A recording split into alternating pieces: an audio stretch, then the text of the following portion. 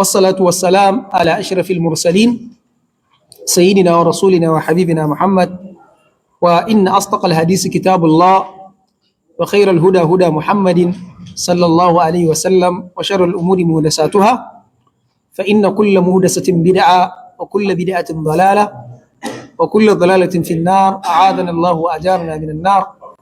أحييكم بتحية الإسلامية، تحية من عند الله مباركة طيبة المنزلة، وهي السلام عليكم ورحمة الله وبركاته.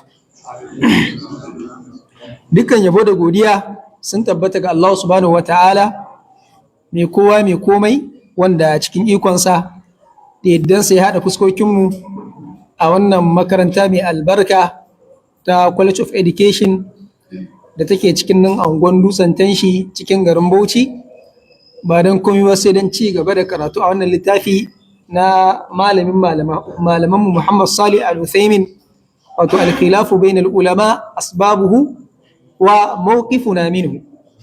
Yau shine zama na biyu a yau talata 1 ga watan al-Muharram, hijira na shekara 1448 kenan ko da 8 mun fita da 7, wanda ya daidai da wato 16 ga watan 6, haka ne, miladiya 2026. kamar yadda na faɗa, yau shine zama na biyu a cikin jerin karatuka da muka ɗauko a cikin wannan littafi mai albarka, wato saɓani tsakanin malamai, sabbubansa, da kuma meye mu matsayin mu ɗalibai idan aka samu waɗannan saɓani tsakanin su malamai.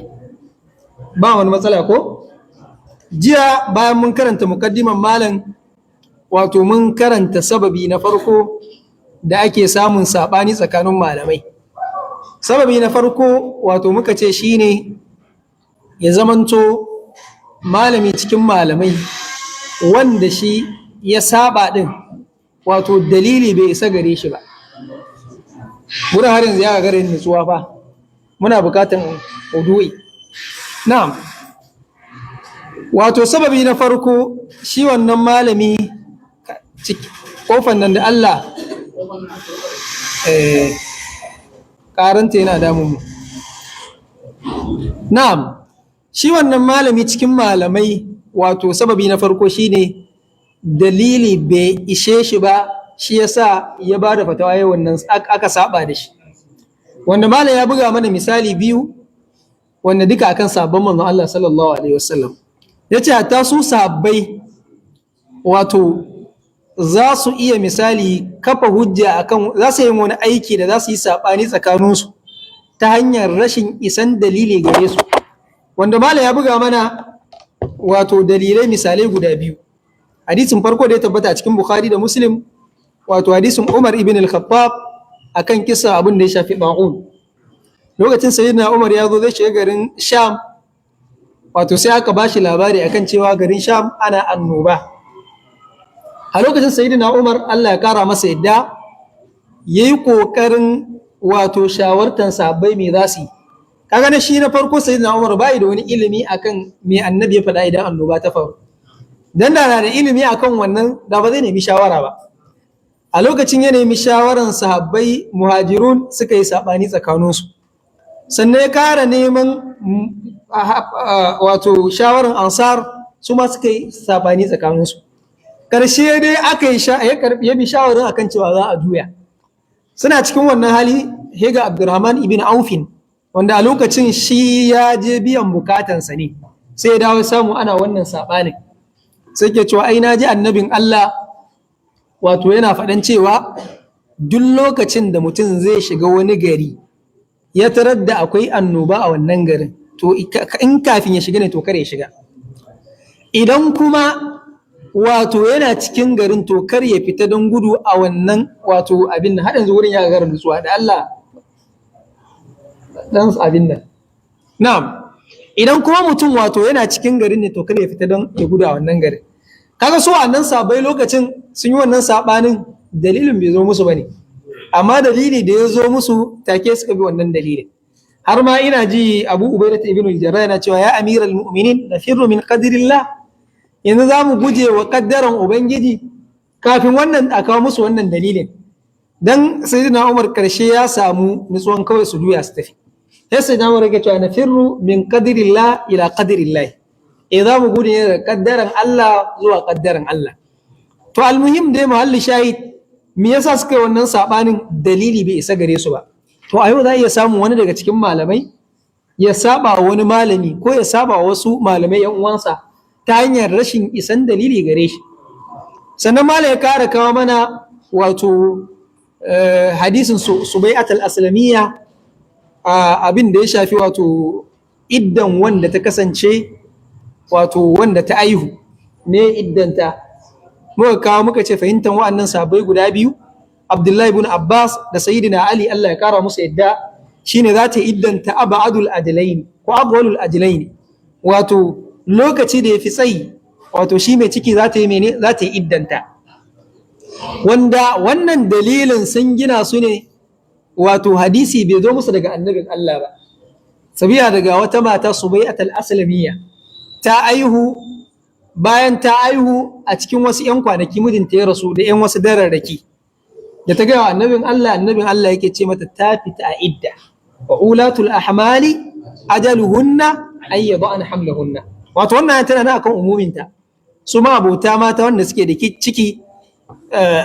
iddan su gwargwadon tsayuwan iddan su shine aihuwansu a yau mace tana idda wato ta aihu a yau mijinta wato mijinta ya mutu kenan da azhar misali bayan la'asar sai ta aihu to ta fita a idda ina ba ta an gane amma su wannan sabai biyu da suka tafi mene iddan ta zai kasance abadul ajlain ko abwalul ajlain kamar da muka bayani jiya har ma malai yake cewa tabbas da wannan sunnan ta bayyana musu wannan sabon ba za su tafi zuwa ga ra'ayinsu ba ina ba ta an gane domin sabon annabin Allah wato su ba sa kaucewa sunna in dai sunna ta tabbata to so ka suke akan ra'ayinsu wa zai iya ba mu misali inda wata sunna ta tabbata sahabi ya sauka akan ra'ayinsa na imamul mu'azzinina na lokacin da sayyidina Umar ya tara mutane yake magana akan cewa ga annoba ya shiga gari a wannan yanzu wannan ai mun kawo shi tun jiya yanzu mun ƙara maimaita shi ko ka maka da yanzu ka zauna ko yanzu ma da muka maimaita shi na'am na'am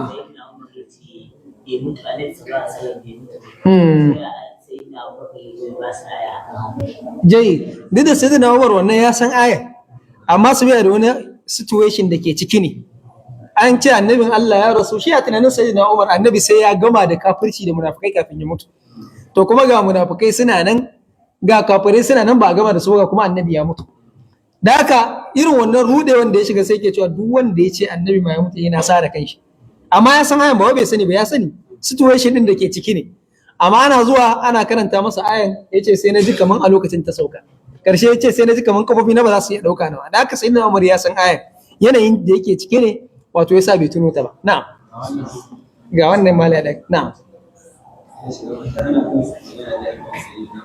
na'am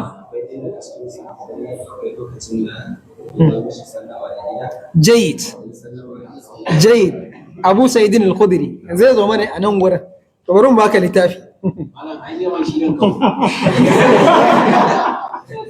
sabaka ka biha kasha na'am ina ba ta an gane wanda wannan zai zo mana da aka su sabai daga lokacin dalili ya sauka in suna kan wani ra'ayi kai tsaye sukan sauka kan wannan ra'ayinsu in kuma ba su kan ra'ayin dalilin ya sauka to suna yi kokarin mene sai amfani da sai aiki da wannan dalilin misali manzo Allah sallallahu alaihi wasallam wannan ayan ta sauka laysal birra an laysal birra ba wannan ayan ba laysal birra an mene sura ali imran laysal birra an tunfiqu mimma tuhibbun me ayat lan tanalu albirra afwan lan tanalu albirra hatta tunfiqu mimma tuhibbun Allah ce ba za ku samu aljanna ba za ku sami yardan ubangiji ba sai kun ciyar da abin da kuka fi so ayan tana sauka Abu Talha al-Ansari yana da wata babban gona tana fuskantar masallacin Annabi cike take da dabinai a cikin gona akwai ruwa mai daɗi Annabi yakan shiga cikin gonar shi ma ya sha wannan ruwan ayan tana sauka sai Abu Talha al-Ansari ya je samu Annabi Allah ya ce ya Rasulullah wato da'aha haythu araka Allah yace sata addinin da Allah ya nuna maka. Allah ya saukar da lan tanalul birra hatta tunfiqu mimma tuhibbun. Ni kuma abin da nafi so a duniyar ne ita ce wannan gonar. Da haka gashi na bayar da ita. To haka sabba annabin Allah sai. Zainab bintu Jahash tana zaune annabin Allah ce sakin aure Zaidu. Ita Zainab tana ga ba sa'an Zaidu bane. Sabiya da shi Zaidu ya dan taba yin bauta. To kuma a kaida an ka taba yin bauta ko dan kaskanci da ake ji tattare da kai. Ita kuma ya ce ba taba yin bauta ba. Bakurai shi ya ce irwan annabin Allah. To sai Zaidu yana neman aurenta sai manzo Allah ya ce mata sai kin aure Zaidu. To ita ta annabi shawari yake bata. Ta ce gaskiya Rasulullah ba zan aure shi ba. Sai tana ga ba sa'an shi bane. Ta fi shi. Manzo Allah ce za fa ki aure Zaidu. Ta ce gaskiya Rasulullah ba zan aure shi ba. Suna ta ja'in ja. Sai aya ta sauka wa ba kana lil mu'minin wala mu'minatin idza qada Allah wa rasuluhu amran ay yakuna lahum al khiyaratu min amri. Ayan nan tana sauka faradiyat wa sallama. Sai ta yadda ta mika wuya. To haka su sabai suke gurin nusus. Sai da Umar wata rana yana zaune akan kujeransa. Kun san sai da Umar mutum ne mai zafin gaske.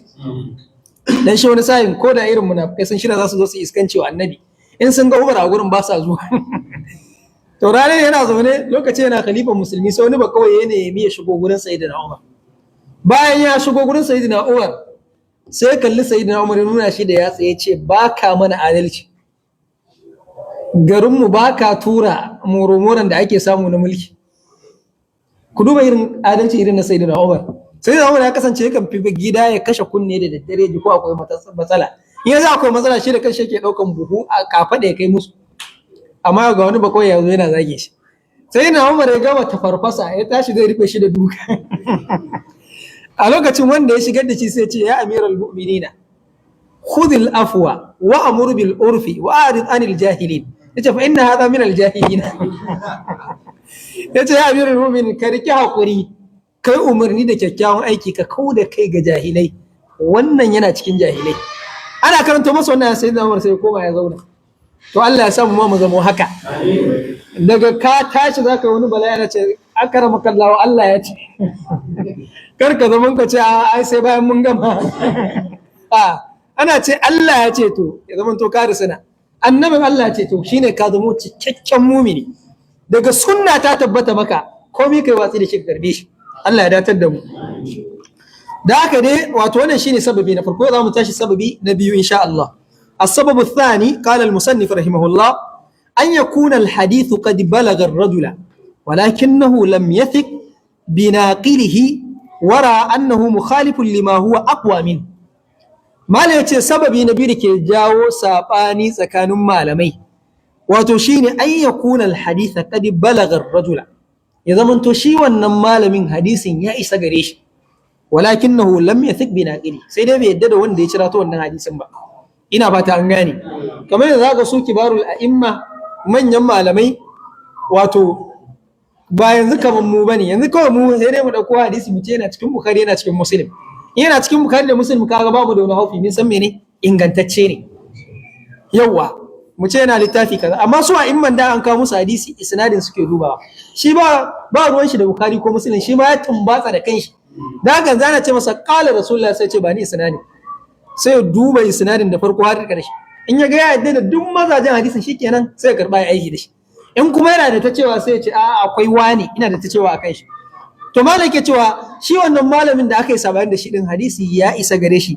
walakinahu lam yathik bi naqili sai dai wanda ya cira to hadisin ya rawaito bai yadda da shi ba nan ba mu fahimta ana nufin lokacin riwaya ba yanzu kawai kai ka zo na ka ce ai to ga wani hadisi ni a irin fahimta na ban yadda da shi ba haka ake nufi ba ina fata an gane kwanaki akwai wani hadisi da naji wannan arin yana karantowa masa suka wai yana cewa ai ga wani hadisi annabin Allah ya ce idan kuka karanta magana ta kuka ji wato ta dace da ni sannan ta dace da littafin Allah to lallai ta wace ku dauke ta amma da kun ji ta wani iri to kawai ku ajiye ta kuma da ita to wannan hadisin aje ma ya inganta ba ana maganan kullu man habba wa dabba bane yanzu ya kawo hadisi daya a irin tunani na sance ni ya mun wani kuma irin tarin sai ce bai masa ba amma kenan ba ma hadisi ba hatta yan qur'ani zan iya kawo ta yanzu ne ce ta masa ni kuma in ce bai mun ba irin ra'ayina amma misali idan mutum zai koma gurin malamai ma abota ilimi ne sai fahimci me ake nufi. Da haka na ana nufin manyan malamai kibaru la'imma. Da haka shi sa littafin ma mu sunan shi al-khilafu bainal ulama, sabani tsakanin malamai. Ka ba kowa da kowa ake nufi ba kenan. Da yanzu akwai niskanci da ake kawai ga mutum zai ce ai mun yi samu sabani, ai mun saba. Asalin anta man anta, who are you kai din? Kai mabiyi ne, kai baka cikin wanda za a yi sabani da su. Yau kai mukallidi ne, inji Imamul Bazi. Kai mukallidi ne, amma su kibarul a'imma su ne suke sabani. Da haka malam yake cewa sababi na biyu, hadisin ya isa shi wannan malamin sai dai bai yadda da wanda ya cirato shi ba. Ta yi misali ya taba jin shi yayi ƙarya, ko bai yadda da kaifin haddansa ba, ko ya gan shi yana da saurin ɗimuwa, ko yana da saurin mantuwa. Ina fata an gane. Wara annahu mukhalifun lima huwa aqwa minhu. Yaga wannan hadisin ya saba wa hadisi da ya fi shi inganci. Ina fata an gane. Fa akada bima yarahu aqwa minhu. Sai ya karbi wanda yake ga yafi wannan hadisin inganci. Ina fata an gane. An samu sabani da shi zaka ce akada makallahu ga hadisi annabi ya ce kaza. Sai ya ce a'a ni wannan hadisin bai inganta a gare ni ba, akwai hadisin da nake ga yafi shi inganci. Ina fata an gane. Duk abin da malam ya kawo mana nan sai ya kawo misali. Ina fata an gane. Wana nu nadribu mathalan aidan, ma yace anan ma za mu buga maka misali. Yace laysa fi man ba'da sahaba, ba za mu kawo maka misalin akan wanda suka zo bayan sahabbai ba, a cikin sahabbai za mu kawo maka irin wannan misalin. Walakin fi sahabati anfusihim, malai ce za mu kawo maka a cikin sahabbai an samu irin wannan sabanin. Mutum dalili ya zo masa ya ga a'a wani dalilin ya fi karfi ya ajiye shi. Ina fata an gane. Fatima bint Qais radiyallahu anha talaqaha zawjuha akhar thalatha tatliqatin. Wato Fatimatu bintu Qaisin mijinta ya mata shika ɗaiɗaya har shika uku. Ina ba ta an gane. Addinin musulunci kuma idan mutum ya saki matansa shika uku wato ta zamo ba'ina. Wato ta haramta a gare shi, bai halatta su ƙara yin aure ba har sai in ta yi wani aure, ta auri wani daban, auren ya mutu, idan ta dawo to ya halatta ya ƙara aurenta. Amma ba haka ba, hatta tankiya zaujan ghayra, har sai ta auri wani miji wanda ba shi ba. Ana ganewa? Na'am, da haka mijinta ya mata saki uku, fa arsala ilaiha wakiluhu sha'iran nafaqatan laha muddatal iddati. Sai wakilin wannan mijin ya aika mata alkama akan gaciyar wanta tsawon idda da za ta yi. Idda za ta yi na tsawon kwana nawa? Wata 4 da kwana 10. Yace to gashi. Kamar yadda muka sani a ka'idar shari'ar musulunci idan mutum ya saki mata, to akwai ciyarwa da zai mata a wannan lokacin iddan da take yi. Amma kaga mu yanzu a tsarin Hausa babu wannan. Wani da duka ma zai kora ta a gidan. Kaga wannan maguzanci ne. Zamanin jahiliya ake wannan. Kaga mutum sun rabu da mata ta koma kamar tsakanin Fir'auna da Musa.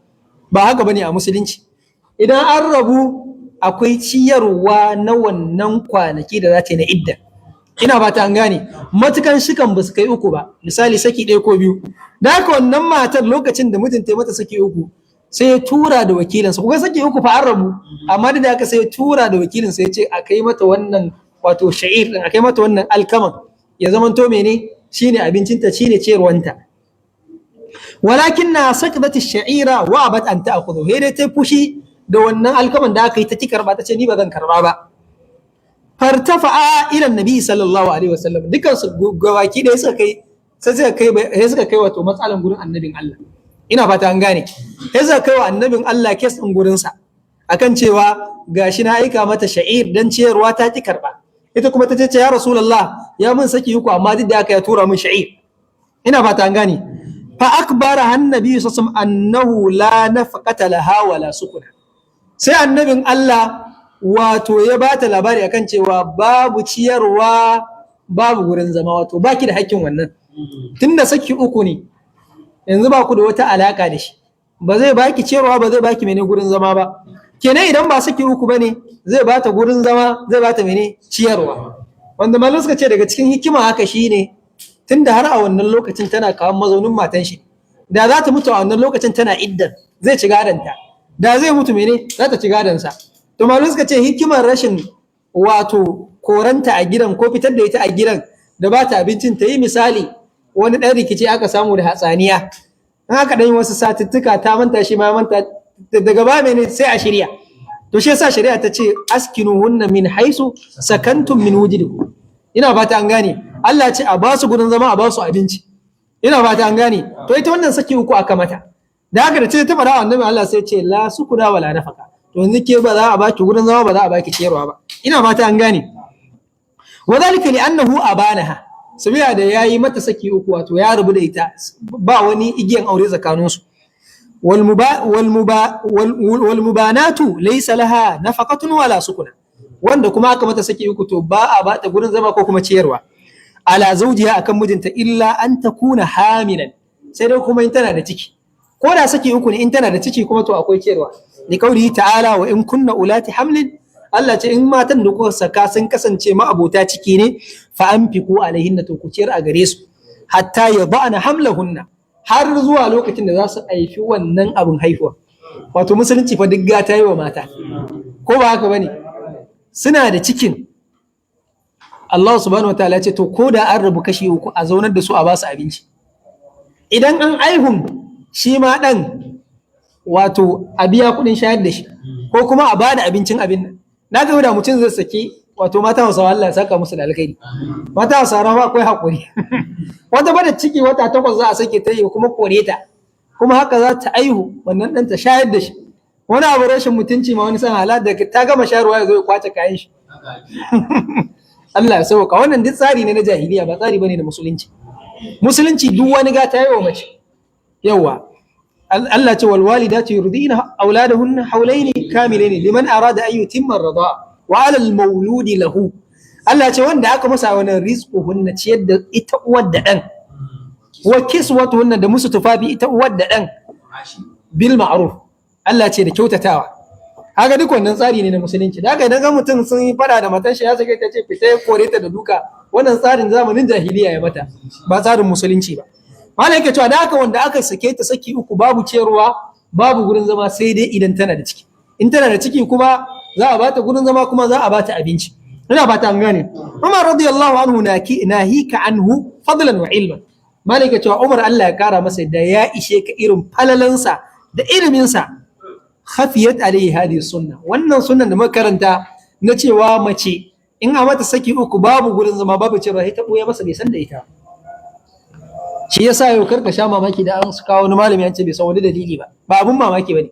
Umar fa a cikin sahabban yana cikin manyan malamai.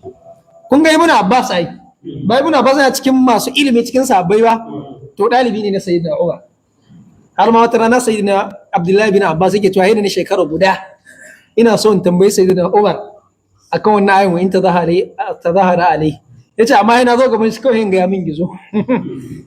Dan Sayyidina Umar mutum ne mai kwarjinin gaske, bayan yana dan fada kuma akwai kwarjini. Yace ina zo in tambaye shi kawai in ga min gizo. Sai in juya. Yace har ranan muna cikin tafiya sai na ce masa ya amiral mu'minin, na zauna shekara guda ina so in tambaye ka akan wannan, amma mun hadisi in gagara. Wa in tazahara alai, su waye ake magana akan su a cikin mata annabi? Ya Sayyidina Umar yake ce ya ukhayya ma dhananta anna indi min ilmin fasalli wa in kana li min ilmin khabbartuka bihi. Yace ya kai dan uwana, duk abin da kake zato ina da ilimin sa, yace ka tambaye ni, ina da ilimi zan baka labari akan shi, kar ka ji nauyi na karin ma gizo. Sai Sayyidina Umar ya fara bashi labarin suwa ake nufi wa in tazahara alai. Na haka duk ilimin Sayyidina Umar, amma wannan sunnan ta koyi masa. Ashe ba abun mamaki bane an samu wani daga cikin malamai ya ba da fatawa wanda ta saba wani hadisin da bai kai masa ba. Ya karka zo kawai kamar kalkale ka ce ai maliku ni dai abin da maliku ya sani shine abin da maliku bai sani ba, ka zamo wato wanda ya kasance bai fahimci addinin musulunci ba. Maliku akwai hadisan da ya sani, akwai hadisan da bai sani ba. Ka san mun fada ka sukan ce wa mun rashin kunya wa maliku. Ce an ce maliku bai sani, haka ne, maliku ya san wasu hadisai bai sani ba. Haka nan Abu Hanifa, haka nan Shafi, haka nan duk malamai. Alimta shay'an wa ghabat anka ashiya'u. Fara anna laha nafaqatu was-sukuna, sai na mu da yana ga wanda aka mata saki uku za a bata gurin zama, za a bata abinci. Wa radda hadisa Fatimata bi ihtimali annaha qad nasiyat. Da aka ga masa wannan hadisin Fatima, sai ya maida wannan hadisin yace ta yi misali ta manta. Ya za mu bar fadin Allah subhanahu wataala mu koma zancen wata mata wanda ba mu sani ba shin ta rike ko ta manta. An gane? فقال أنترك قول ربنا لقول امرأة لا ندري أذكرت أم نسيت. yace za mu bar maganan Allah mu dauki maganan mace ba mu san tana tuna akan wannan maganan ko ta manta ba mu sani ba. gwara mu dauki fadin Allah shine wato muka fi garanti akan shi. Kaga anan sayyidina Umar shi dalili ya iso masa, amma sai mene sai fi gamsuwa da ya karbi na alkur'ani mai girma akan ya karbi maganan mace wanda bai san ta manta ba ko kuma ta tina. Ina fata an gane. Kaga nan shine misalin da malam ya kawo mana kan cewa malami ta yi hadisi dalili zai zo masa, amma ya ga waninsa ya fi shi karfi. Yanzu ga wannan sayyidina Umar ya saba wannan hadisin, ko mu ce ya ki karban shi ne saboda mene yana ga wannan ayan ta fi wannan hadisin karfi. Ina fata an gane. Yana ga ta yi mace ne ta roto ta za ta iya mantawa ko da makamancin haka. Ina fata an gane. Wa hadha ma'ana anna amir Umar radiyallahu lam yatma inna ila hadha dalil. Wato ma'ana shine sayyidina Umar bai samu nutsuwa akan wannan dalilin ba. Wa hadha kama yaqau li Umar wa man dunahu min as-sahabati wa man dunihim min at-tabi'in. Maka ce hakan yakan iya kasantuwa wa sahabbai da waninsa cikin sahabbai da ma wasunsu cikin mene tabi'ai. Yaqau aidan liman ba'dahum min atba'it tabi'in. Haka nan wanda suka biyo bayan atba'ut tabi'in su ma haka yana faruwa da su. A kawo musu wani dalili amma su je a'a sun fi gamsuwa da wani dalili. Ina fata an gane. Duk da wato wannan maganar da wannan matan ta faɗa kai malamai suke tafiya ba akan shi na sayyidina Umar ba, amma wani uzuri aka ba wa sayyidina Umar wato shi ya fi nutsuwa da wannan dalilin ayar da ta ce za a ciyar da wato mai wanda ta kasance tana da ciki sawawun saki ɗaya ne ko biyu ko uku. Ina fata an gane. Wa haka za ila yawmina hadha bal ila yawmil qiyamah. Ana ce haka na har zuwa yau da muke magana kai har zuwa ran tashin kiyama an yakuna al-insanu ghayra wathiqin min sihhati ad-dalil. Mutum ya kasance bai samu wato sikanci da yadda akan wani dalili da aka gaya masa ba. Wa kam ra'ayna min aqwali ahli al-ilmi fiha ahadithun yara ba'd ahli al-ilmi annaha sahihatun fayakhuduna biha. Mani ka ce ai da yawa muna gani daga cikin zattukan ma'abota ilimi fiha ahadith, a cikin akwai da hadisai yara ba'd ahli al-ilmi, wasu sashin ma'abota ilimi suna ga annaha sahiha wato ingantacciya ne fayakhuduna biha, wato sai su aiki da shi. Yau za ka samu haka ana samun irin wannan, ka ga malamai ma abota ilimi wato wani hadisi ya zo a gurin sai ga wani ya yarda da hadisin ya aiki da shi, wani kuma mene bai yarda da hadisin ba. Yanzu misali wannan hadisin da la nikaha illa bi waliyin wa shahidani, annabin Allah yake cewa ba aure sai an samu waliyi da shaidu guda biyu. Wasu malamai sun karbi wannan hadisin a haka suka ce ya inganta ya tabbata, da haka duk wani aure dole ya zamanto an samu waliyi an samu mene shaidu. To wasu malamai suna ga karin wa shahida nan bai inganta ba, da haka su suna ga ya halatta ya auren ko babu shaidu. Ba bai da iskancin da ake wannan na midiya ba wanda gayu suka tsiro yi, ga kowa sai yan iska sun haɗu su biyu wai ya dan bata wani abu an ce wai sun daura aure. Yanzu yayin da ake yi kenan, to wannan sunan shi zina, wannan zina ne mai lasin. Inda da shari'a musulunci dubu lala za a musu matsiyata. Amma wannan bulala ya bata wadatarwa. Allah ce wala ta'khudhukum bihima ra'afatun fi dinillahi. Yace kar tausayi ya ɗebe ku akan wato hukuncin Allah. Bugun su za a yi da gaske ɗari. Amma wannan dan bulalan da ake musu a wannan ba ta kasa. In za a musu irin asalin da shari'a ta faɗa din, to da zai wahala a samu su kare. To wannan ba daidai bane. Amma sauya da mace ba ta aurar da kanta dole sai an samu mini wali. Kuma idan akwai mahaifi bai halatta wani ya zo ya wakilcin walittaka ba. Yau yanzu kawai mace ba za ta samu wanda ce to kai ne wali na ba alhalin ga babanta a garin, aure bai yi ba. Ina ba ta an gane. To wasu wanda wa shahidanin bai ganta sai suna ga ya halatta ya aure matuƙa an samu wali ko ba shaidu. Yanzu misali ko muna tare da kai na ce maka na aurar maka da ƴata misali, khalas suna ga ko ba shaidu aure ya ɗauru. Amma wasu suka ce a'a a nemi waliyan nan walau ka na fasikai ne ko da fasikai ne guda biyu.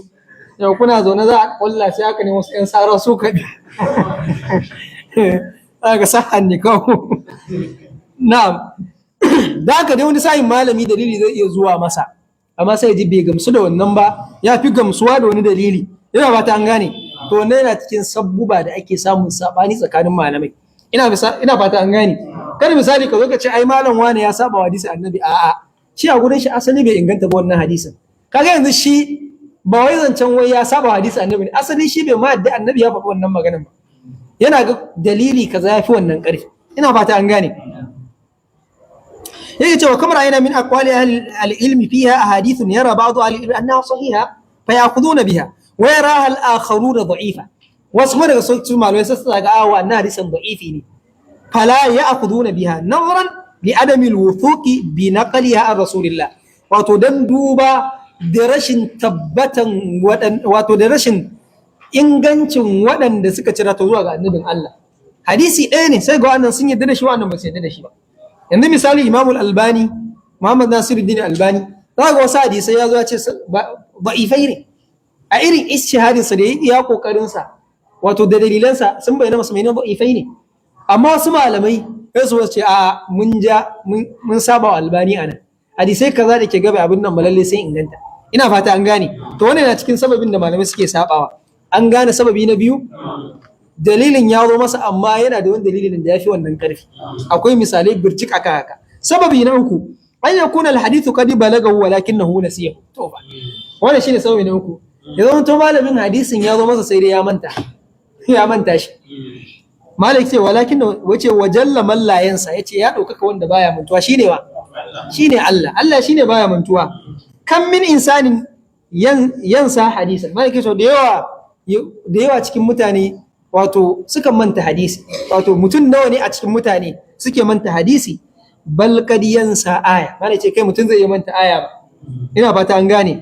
Rasulullahi sallallahu alaihi wasallam zata yawmin fi asabi fa asqata ayatan nisyan. Yake cewa annabin Allah wata rana a cikin sabansa sai wata aya ta fada a gurinsa wanda ya manta ta. Wato yana cikin karatu kawai sai ya tike. Sallallahu annabi ba kawai sai ya tike ayan ya manta ta. To yanzu Allah ne annabi zai manta Qur'ani, to amin babu aula wani wanda ba shi ba. Ke sa kar misali don wani yazo yana karatu ya tike kai dariya ko wani abu a'a. Wannan kowa na iya fadawa cikin sa. Ke sa shi alqur'ani ma ba ma alfahari da shi. Ka zo ka ce wai ni gangaran ne. Ai ni na haddace Qur'ani baba na ma kakana ba wani zancen gangaran. Kai ne kai ya kokarinka. Yau kai ya kokarinka amma an ka samu wani manin nan kaka a tilawan kake ji dai. Malik ya cewa wa kana ma'ahu Ubay ibn Ka'ab, to ga wani babban gangaren Ubay ibn Ka'ab yana cikin manya-manyan sabon da Annabi Allah ya ce akwai Qur'ani a gurin su. Halamman sarfa min salati qala halla kunta zakartaniha, sai Annabi Allah ya ce me yasa baka tunatar da ni wannan ayan ba? Wa huwa alladhi yunzalu alayhi alwahyu. Wannan ce shine kuma faki so ka masa da wayi Annabin Allah. Ya juya yake ce Ubay me yasa baka tunatar da ni ba? Ina ba ta an gane. Wa qad qala lahu rabbuhu, da hakika ubangijinsa ya gaya masa sanu ƙuri ka falatansa, da sannu za mu karantar da kai alƙur'ani mu ɗora maka shi ba za ka manta ba, illa ma sha Allah, sai abin da Allah ya so ka manta. Innahu ya'lamul jahra wa ma yakhfa. Allah shine san abin da ke ɓoye da kuma abin da ke fili.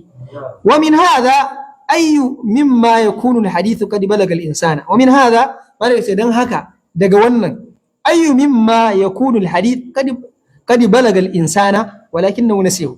Ai ce ayin da za a samu hadisi sai zaman to ya isa mutum amma kuma ya manta shi. Qissatu Umar bin al-Khattab ma Ammar bin Yasir radiyallahu anhu. To ga wata kissa malai na ta kawo mana kisso sai akan Sayyidina Umar.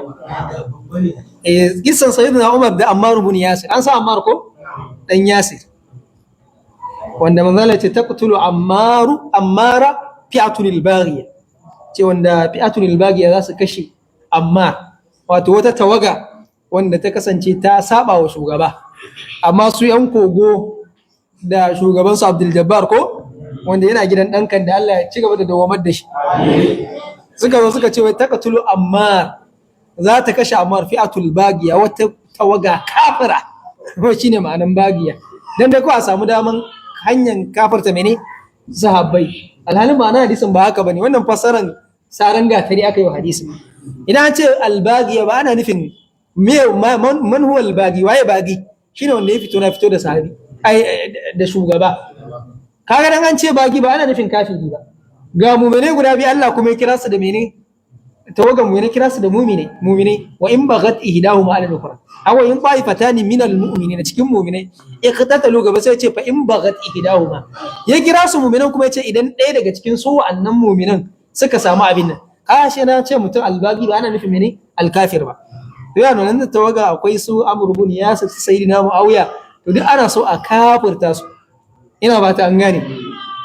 Na'am. Malaka cewa radiyallahu anhu hinama arsalahu ma rasulullah fi hadatin. A lokacin da annabin Allah ya tura Ammar da Umar akan wata bukata. Fa ajnaba jami'an Umar wa Ammar. Dukansu sai janaba ta kama su. Sayyidina Umar da Sayyidina mene? Ammar a cikin wannan tafiyar da suka je dukansu sai wato janaba ta kama su amma Ammarun fashta da wara anna taharata turabi ka taharatil ma amma shi sayyidina Ammar wato sai ya ishihadin sa sai ya ga tsarkin kasa daidai yake da irin tsarkin ruwa fatamarraga fi sa'idi kama tamarrugu dabba sai kawai birgima a cikin kasa kamar inda dabba take birgima ba mutum ta sha wankan janaba yana watsa ruwa a jikinsa duka ga baki ɗaya ba to irin shahadin sai na Ammar kawai sai birgima a cikin ruwa a cikin kasa tunda suna halin tafiya ne ko babu ruwa ina fata an gane malace kama kana yajibu an yashmalahu alma wa salla wato kamar inda ya kasance wajibi ne mutum duka ruwa ya game shi to shi ma sai wannan burgiman sai ya sallar shi amma Umar radiyallahu anhu falam yusalli amma sai Umar shi bai ma yi sallan ba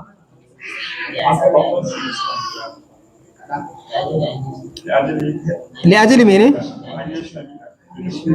أن يشمله الماء وصلى أن يشمله الماء وصلى أنا فدا أكون كارو أنا أبو أوكي نسكا ne bambancin nuska ne duk ma'anar da ne amma shi sai na Umar bai ma yi sallan ba shi wannan bai ma yi wannan burgima a kasa ba kuma bai ma yi sallan ba kawai sai zama yaran nan ba za a dan bashi minti ba na'am wato falam yusalli shi bai mai sallah ba kwata kwata ina fata an gane summa ataya ila rasulillahi sallallahu alaihi wasallama sai suka tafi gurin annabin Allah fa arshadahuma ila sawabi sai annabin Allah ya nuna musu abin da yafi zama daidai wa qala li ammar sai ce wa Ammar inna ma kana yakfika an taqula bi yadayka hakaza ai ya ishe ka kawai kai haka da hannayenka guda biyu wato mutum janaba ya kama shi gurin da yake babu ruwa ko kuma akwai ruwa amma ba zai yi amfani da shi wasu da rashin lafiya kawai sai ka bugi kasa inda ake taimama ka shafa hannunka ka hure hala sai ka tashi kai sallanka ba sai ka yi birgima a kasa kamar da shi sayyidina Umar ba sai ya ce inna ma kana yakfika an taqula bi yadayka hakaza ay an tasna bi yadayka hakaza wa daraba bi yadayhi al-ardh marratan wahida sai annabi Allah ya daki kasa da hannunsa wato bugu daya summa masa shimala ala al-yamin sannan ya shafi wato hannun shi na haguna akan mene dama wa zahira kaffayhi wajhahu sannan wato da bayan hannunsa wato bayan ya bigi kasan shi sai mene shafi hagunansa da dama sannan da bayan hannunsa sannan sai ya shafi fuska halas sai ka tashi kabin nan ɗinka akwai sauki shari'a ko na'am wa kana Ammar radiyallahu yuhaddithu bi hadha alhadith fi khilafati Umar to sayyidina Ammar ya kasance yana ba da labarin wannan hadisin abin da ya faru a lokacin sayyidina Umar ina ba ta an gane wa fi ma qabla zalika da ma wato gabanin wannan lokacin gabanin Umar da zama khalifa walakinna Umar da'ahu zata yawmin wa qala lahu sai dai wata rana sayyidina Umar lokacin yana khalifa sai kira Ammar bin Yasir sai yake ce masa ma hadha alhadith alladhi tuhaddithu bihi kuma hadha alhadith alladhi tuhaddithu bihi wannan hadisin da kake ta bada labarin cewa yayi rana kaza mun je kaza wani hadisi ne kan kake bada labari akan shi fa akhbaru sai ba shi labari ce ka tuna rana kaza da muka yi tafiya lokaci kaza wa qala amma tadhkuru hinama sai sayyidina Umar yake ce masa ba za ka tuna hinama ba'athana rasulullah fi haja a lokacin da annabi Allah ya tura mu wata bukata fa ajdamna sai wato janaba ya kama mu fa amma anta falam tusalli amma kai baka yi sallah ba wa amma ana fatamarraktu fi sa'id amma ne sai ne burgima a cikin kasa fa kana sama inna ma kana yakfika an taqula kaza wa kaza ya annabi Allah yake ce ma ai aishe ka kai kaza da kaza ina fata gani walakin Umar lam yadhkur dhalik lam yadhkur dhalik sai da Umar shi bai ambaci haka ba wato kaman shi bai tuna haka ba an ba shi labarin amma bai tuna ba an gane misalin da malam yake so ya kawo mana hadisin ya zo wa mutum amma bai tuna shi ba ina ba ta an gane wa qala ittaqillaha ya Ammar sai ce ka ji tsoron Allah ya Ammar fa qala lahu Ammar in shi'ta bima ja'ala Allahu alayya min ta'atika idan ka so sabiya da abin da Allah ya sa mun maka biyayya dole kai shugaba ne Allah uhadditha bihi fa'altu idan ka ce in daina bada wannan labarin a wannan hadisin tunda kai shugaba ne Allah ya ce dole in maka biyayya shikenan sai yin haka dan maslaha fa qala lahu Umar nuwallika ma tawallaita sai Umar ya ce a'a za mu jibinta maka abin da ka jibinta ya'ani fa haddithu nasa wato ka ba labari wa mutane ina ba ta an gane to wannan ko a gurin malaman hadisi suna tafiya akan cewa akwai babi na musamman babu man haddatha fa nasiya wato babin wanda ya bada labari ya manta. Sun tattauna akai, akan iya samun malami ya bada labarin hadisi bayan dan lokacin an same shi ya ce kai gaskiya anya ni ba ni na baka labarin nan ba, to me hukuncin irin wannan hadisin? Sai malaman hadisi suka ce idan wannan malamin ya zo ya bada labari ya ce shi bai bayar ba, amma bai yi ce misali kamar yana doubting, ina kaman ba ni na baka wannan labarin ba, suka ce za a ɗauki labarin shi wanda ya bada wannan labarin, tunda shi yake da hujja, shi yake wato iya tuna wannan lokacin. Amma idan shi wannan wanda ya bada labarin ya ce kai wallahi tallahi haka bai faru to wannan ba za a amfani da shi ba, sai ajiye wanda ya kawo wannan labarin. Amma misalin yana doubting haka to za a karba. Ina fata an gane. Anya na baka labarin nan ko kwanto haka to za a karba. Amma misali ya ce kai ni wallahi ban taba gaya maka haka ba, to nan ba za a karba ba. Ina fata an gane. ما يتفع عمار النسي أن يكون النبي صلى الله عليه وسلم جعل التيمم في حال الجنابة كما هو في حال الحدث الأصغر. يتي فعمر نسي سيدنا عمر سيمن تأكنت أن يكون النبي صلى الله عليه وسلم جعل التيمم وكان النبي الله ياسن يتيمم في حال الجنابة أهال الجنابة كما هو في حال الحدث الأصغر، كما ينديك أهال كرمين حدث. شي سيدنا عمر yana kaman wato taimama ana yin ta ne a hadasul asghar. Wane ne hadasul asghar? Shine wato hadasin da shi zallan alwala ne yake kawo da shi. Yanzu misali mutum ya je yi fitsari, idan ya zo ya alwala ya kawar da wannan hadasin. Idan mutum ya yi bayan gida ya zo ya alwala mene ya kawar da wannan mene hadasin. Idan misali iska ya fita, mutum ya fitar da iska, idan ya alwala ya kawar da wannan mene hadasin. To wannan shine hadasul asghar. To sai na mu da ya zata a zallan wannan ne ake yin taimama. Amma hadisul akbar wanda shi kuma dole sai an yi wanka shine hadisul akbar, kaman janaba kaman misali jinin al'ada na mata kaga hadisul akbar sai an yi wanka, kaman nifasi sai an yi wanka. To sai na yana ga kaman su wannan ba a mustaimama. Ina ba ta an gane. Wa qad taba umara ala dhalika abdullah ibn mas'ud radiyallahu an, shi ma ibn mas'ud ya bi umar akan wannan fahimta cewa hadasul akbar ba a masa taimama, wanda wanka ake masa to ba a masa taimama. Ina fata an gane. Wa hasala bainahuma wa bain abi musa radiyallahu anhuma munazaratun fi hada, an samu wato munazara muqabala tsakanin shi abdullahi bin mas'ud da abi musa cikin haka. Kenan tattaunawa ba saba abu bane. Yawa in dai za a tattauna mu ya ce shi yau muqabala ake, shi yasa ba a samun natija. Amma da za a ringa yin munazara, akwai wanci tsakanin muqabala da munazara. Ita munazara za mu zauna ne da niyyar fahimtar gaskiya, kai ka fahimce ni in fahimce ka, ka kare ni in kare ka, shine munazara. Amma mukabala dama an je da niyyar faya ko faya ne. To shi ga an yi ba cika samun natija ba, ko yana kokarin kawai ya kwashe kaban dan uwansa ne. Da aka su sahabbai suna yin wannan munazara. To munazara ta kasance tsakanin sayyidina akan haka, sayyidina Abu Musa da mene Abdullahi bin Mas'ud fi hadha al-amr. فأورد عليه قول عمار لعمر. sai shi Abu Musa ya kawo Ibn Mas'ud yake cewa to faga abinda Ammar ya faɗa wa Umar. Faqala Ibn Mas'ud alam tara anna Umar lam yaqna bi qawli Ammar. Sai Ibn Mas'ud yake cewa shin baka ga Umar shi kanshi bai samu yadda bai samu iqna'i da maganan Ammar ba, wato kaman bai samu cikakken yadda akan magana ba, saboda shi ya riga da ya manta. Ina ba ta an gane. Fakala Abu Musa da ana min kauli Ammar. Sai Abu Musa yake cewa to shikenan mu aje magana Ammar din. Wannan shine suka ce idan kuna tattauna munazara ka kauda abin da kuke sabani akan shi sai ka dawo da ku dalilin da duk kun yarda da shi. Ina ba ta an gane. Wannan salo ne na tattaunawa. Wani sahabi yana zaune wani balarabe, matan shi kawai ta haifo da baki. Kuma shi ba shi ne, matan shi fara ce kawai ana haifo baki kawai, sai abin fa ya daga masa hankali, ya ne kan ko an samu matsala ne. Sai ta gurin annabin Allah. Yana zuwa annabin Allah da ya gafa balaraban na hankalin shi ya tashi, sai manzo Allah yake ce masa to bari dan buga misali, shin kana da raƙuma?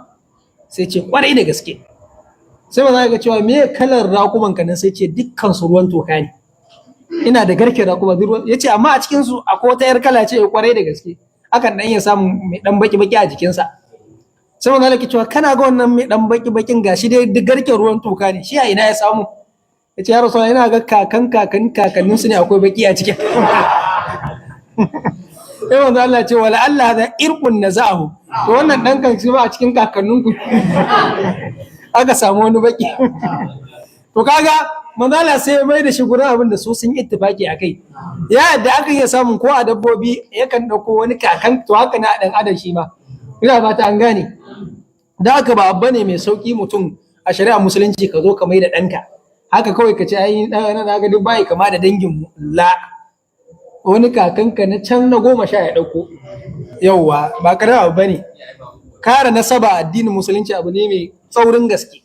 A yau a kaddara Allah ya kiyaye a ce mace suna tare da mijinta, sai wani wato ya zo ya sadu da matan wannan mutumin ta aiho ɗa, ko da wannan ɗaya yana kama da kwartan nan, to shari'ar musulunci ta ba wannan mutumin ya'yan nashi ne, alwalul lil firash, ko da wasu ya'yan suna kama da wannan kwartan amma dai na wannan mutumin ne, haka zai hakuri da su da su gaje shi dai gaje su. Ta gane. Wani abu da ya faru a cikin wannan garin, wani kanina da ke ban labari, mutumin yana dan yawan irin tafiya ne, je kudin nan abin nan, ashe wato daga ya tafi sai wani mutumin ya tafi gurin matansa, ana ta tara yaya, suna fiye kusan 6. A lokacin bayan asiri ya toni sai aka je gurin mai anguwa, wasu yake cewa shi mutumin yake cewa mai anguwan shi yanzu kawai yana roƙonta a cikin wannan yayan ta tashi ta ware masa wanne ne wanne ne. A lokacin kanina yana bani labari sai ce ai shi ya bayi kokari, mutum ya ce inda shi ne, ya ce wallahi duka bai san na ce masa ba haka bane, shari'a duka ta bashi, duk shari'a ta bashi, haka zai yi hakuri abin da sabiya da kare nahiyar mene nasaba, ina fata an gane. Malam yake cewa wato sun yi wannan tattaunawa Abu Musa da abin nan, ya sai na Abu Musa yake cewa Ibn Abbas ai Ibn Mas'ud, to ajiye ma wannan zancen su Ammar da Umar, ina fata an gane. Ma ta kulu fi hadhihi al-aya, to me zaka ce game da wannan ayani, ya'ani ayatul Ma'ida, ayat da take suratul Ma'ida, wanda Allah subhanahu wa ta'ala ya ayyuhal ladina amanu idza qumtum ila as-salati faghsilu wujuhakum wa aydiyakum ila al-marafiq wamsahu bi ru'usikum wa arjulakum ila al-ka'bayn.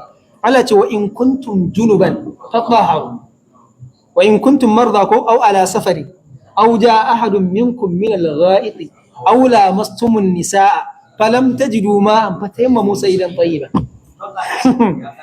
Da haka shi sai na Musa ai duka sun yarda da wannan dalilin, sai ce to a je ma wancan da muke da sabani, ko ya zaka yi da wannan ayan, ina fata an gane. Wanda Ibn Usaymin yana dan karin bayani, okay a ba nan bane ke wannan bayani. Ji falam yaqul Ibn Mas'udin shay'an, ana ga Ibn Mas'udin shikenan bai ce komai, wato ya yadda. To su haka sahabbai suke. Amma kaga mu da yanzu ne ake wannan tattauna, bayan an kawo ai mafa sai mutum ya nemi wani abin da zai ƙara faɗa. Saboda da asali ba wai neman gaskiya ake yi ba. Na'am. Walakin la shakka fi anna as-sawaba ma al-jama'a alladhina yaquluna anna al-junuba yatayammam. Malaka cewa amma dai yin da gaskiya take shine gaskiya yana tare da jama'a waɗanda suke ganin cewa mai taimama shi ma ya halatta, ai mai janaba shi ma ya halatta mene yayi taimama. Kama anna al-muhditha hadathan asghar yatayammam. Kamar yadda mai hadasul asghar wanda alwala ke kawar da shi ma halatta mene yayi taimama. Wal maqsudu anna al-insana qad yansa fa yakfa alayhi al-hukm ash-shar'i. Malaka cewa abun nufi ne wato mutum zai iya mantuwa sai ya buye masa wani hukuncin shari'a, fa yaqulu qawlan la yakunu bihi ma'dhuran, fa yaqulu qawlan yakunu bihi ma'dhuran, sai ya faɗi wata magana wanda za a yi masa uzuri akan wannan abin da ya faɗa, saboda mene dalili ya buye masa. Mana ce lakin man alima dalila falaysa bi ma'dhurin, amma fa duk wanda ya san dalili ba a masa uzuri. Hadani sababani, malaka ce wannan sababu ne wato guda biyu. Kenan a iya samu wani malami ya saba wata mas'ala wanda ya san dalili amma kuma ya manta wannan dalilin. Don haka shi yasa dole ya zamanto mun koyi mene uzuri wa malaman. Idan ka ji malami ya baro ta fatawa wanda kai ta saba wa dalili, to kar farko ka fara kushe shi ko ka fara zage shi. Yawwa, ta yi misali wato ya san dalili amma ya manta. Shi yasa irin wannan yana raye babu laifi ta dai hanyar da zaka yi sar masa da sako, kai sar ta mesa ne ka ce aka rama Allah ga fa hadisi ya inganta. In kuma malami ne mai tsoron Allah zai karbi wannan. In kuma ya mutu to ka masa uzurin cewa tayi ya sani ya manta ne, ko kuma bai ma sani ba. ina fata an gane. Asbabur rabi, sababi na hudu, an yakuna balagahu wa fahima minhu khilaf al-muradi. Tofa ya zama to dalilin ya isa gare shi amma kuma sai ya fahimci sabanin dalilin, sabanin abin da dalilin yake nuni akan shi. Misalin dalilin ya ce a shiga ne, shi kuma sai ya fahimci a fita. An gane? To shi ma wannan sababi ne na sabanin malamai. Fa nadribu lidhalika mithalain. Malaka ta zamu ga misalai guda biyu akan haka. Al-awwal min al-kitabi wa thani min as-sunnah. Ɗaya da a cikin Qur'ani, ɗaya a cikin sunna. Min al-Qur'ani qawluhu ta'ala wa in kuntum marda.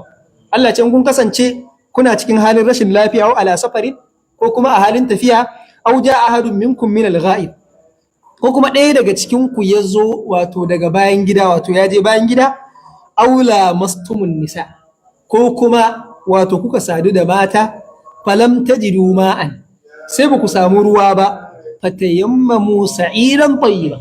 Allah ce to sai ku yi taimama da turbayan ƙasa mai tsarki. Ina ba ta an gane. To ikhtalafa al-ulama rahimahumullah fi ma'ana aula mastumun nisa. Malamai sun samu sabani me ake nufi da la mastumun nisa. Ina ba ta an gane. Fa fahima ba'dun minhum anna al-murada mutlaqul lams. Sai suka fahimci cewa da Allah ce aula mastumun nisa, in kuka shafi mata, wasu kawai suka fahimci cewa idan mutum ya shafi matansa haka alwalan shi ya kare. Ina ba ta an gane. Yawwa, wa fahima akaruna anna al-murada bi al-lamsu al-muthiru lish-shahwa. Wasu su fahimci a shafa wanda ke tare da mene sha'awa. Wa fahima akaruna anna al-murada bi al-jima. Wasu ka fahimci cewa mene wato al-jima ake nufi, wato saduwa ake nufi. So kaga nan gurin waɗanda suka tafi akan saduwa su suka tafi daidai. Me yasa? Saboda da ayan akwai kirawoyi guda biyu. Kira'an farko shine wannan aula mastumun nisa, fa'altum mufa'ala. Kira ta bi kuma aula mastumun nisa. Kaga wancan wanda suka ce mujarradin shafan ake nufi, to wannan ne dalilin su mafi karfi. Aula mastumun nisa shine dalilin su mafi karfi. Su wanda suka ce aljima dalilin su mafi karfi shine la mastum, in ka duba mene larabcin. Ina fata an gane. Kenan dai daga cikin asbab, bari mu bada wani dan fahimi. Daga cikin asbabu da malaman tafsiri suke samun sabani a tsakaninsu, wato akwai sabanin kira'o'i. Wannan kira'an ta zo da siga kaza sai zaman to mene sun saba. Ina ba ta an gane. Wa idza ra'aita thumma ra'aita na'iman wa mulkan wa malikan kabira. Ai akwai kira'an wa malikan kabira. Allah ce wa idza ra'aita, idan kai duba, thumma ra'aita, sannan a can ka ƙara duba, ra'aita na'iman, wato zaka ga wata ni'ima, wa mulkan kabira, da wani mulki mai girma. A wata kira wa malikan kabira, da wani sarki mai girma, wato shine Allah. Kaga sabanin kira ne sai ka samu abin. Kisa wanda suke wasu malamai suka ce wannan kira ana kafa hujja da ita akan ganin Allah. Wa malikan kabira. Ina fata an gane. Wa hadha ar-ra'yu ibn Abbas radiyallahu anhu, wanda wannan ra'ayin karshe cewa aula mastumun nisa